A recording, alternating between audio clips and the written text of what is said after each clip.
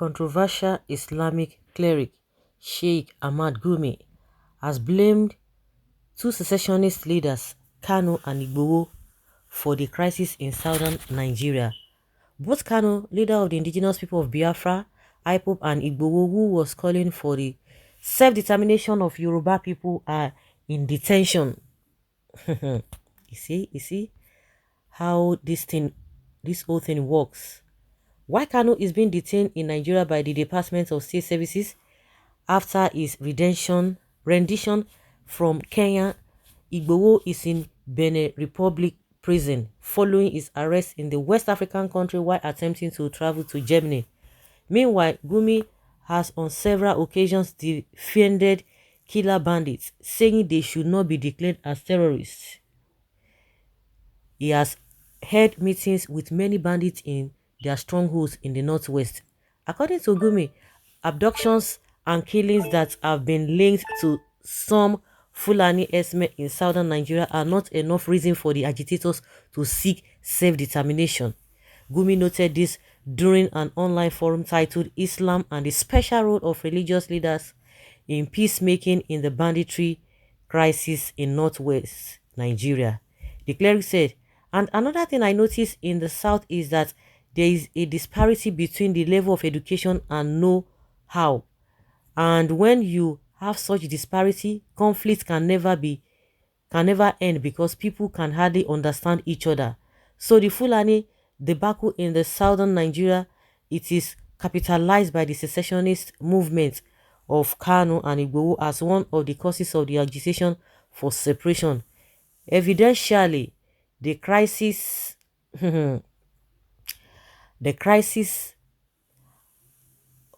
is another fallout of this same crisis. It is just a small screen. How many Fulani people have kidnapped people? How many people have been kidnapped by the Fulani that will warrant secession? How many Fulani were massacred and killed in these states that will warrant secession? Question." You can imagine.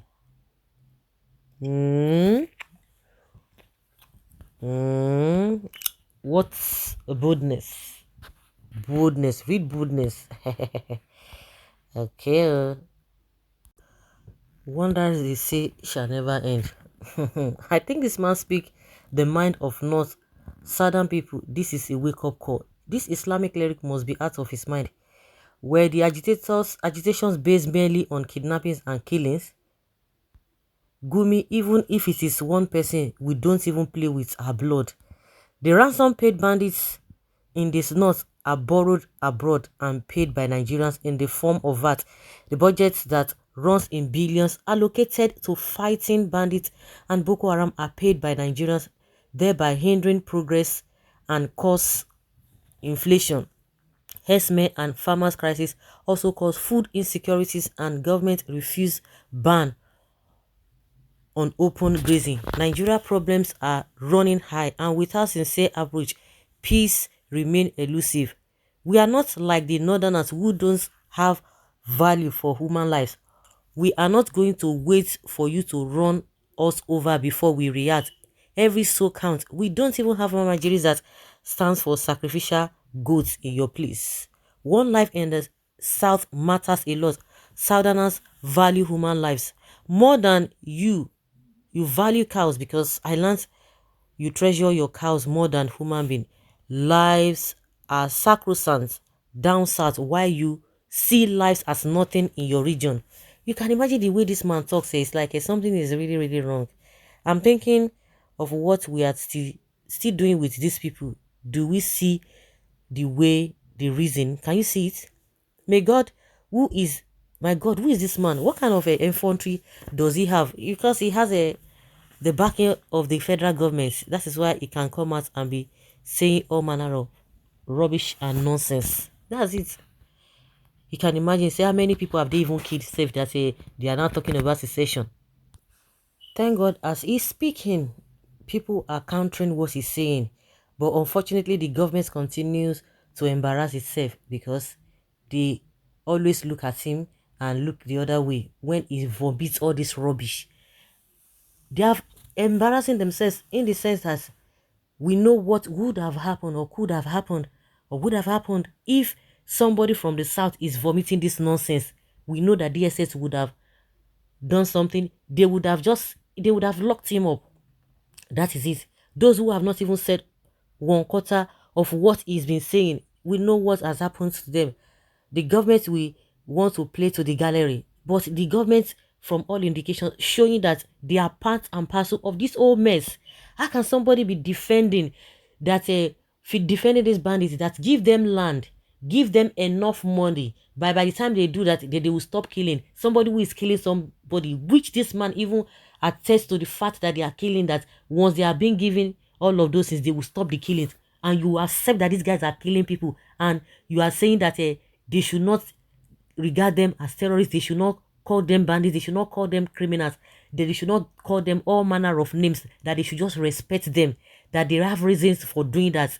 So now the complaints of the bandits now, is it enough for them to now be taking other people's lives? Now that you are blaming Sunday Igboho and Nnamdi Kanu, that what have these people done that would just warrant you to now saying that you want to break up the country? So what have the Nigerian people done to them that now deserve for them to be taking their lives? And now you are saying with all manner of, every day when you think that you have heard it all from this Gumi, you will just be surprised that you have not even started hearing some things. Very soon, the thing is still, I don't know I don't know how to put it. They are still coming up with something. With all this one, initially it said, oh, they should, if the government does not have money, they should go to central bank and bring money so that they can pay these people. At the end of it, they say, oh, don't call them sweet names. Don't say call them criminals. Don't call them this. Don't call them that. Now he has the effrontery that they should be given land. Land for what? You said these guys are Fulani Herdsmen, that because they rustle their cattle and all of that. So why do you want to give them land? Are they? I don't understand. I can't really get it. But the opposition to what he has been saying is not really strong enough. It's not strong enough. People will not come out and debunk or to protest against what this man is saying, that government should get this man arrested. If the government is not part of this whole thing, this whole setup, I see no reason why they will not even arrest him. But when you hear that Nnamdi Kanu date of trial is fixed, or people are coming to protest, you will see counter protest again, especially from the north. And you expect people to continue to keep quiet with this nonsense that this man is vomiting out of his mouth. It's just unfortunate. Really, really unfortunate. So I don't even understand them anymore. He doesn't know anything about Quran. He is reading and practicing for selfish gain. He should have been arrested for long. The West and the East are not follow or Bambiala, blood-sucking people. Can you imagine? So guys, let's say your opinion and have your take on this.